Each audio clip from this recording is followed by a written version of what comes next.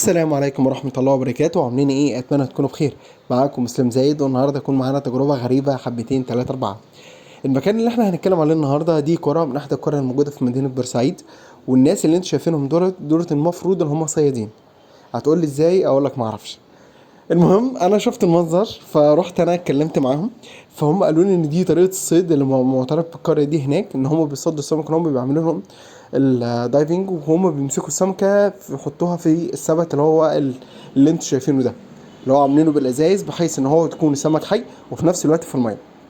بصراحه هي كان كحركه او كتجربه انا اول مره اشوفها، فكانت بالنسبه لي كانت حاجه جميله يعني، كتجربه جديده واول مره اصورها. عشان كده كنت حابب ان انا اعمل لها فيديو واوريها لناس كتير.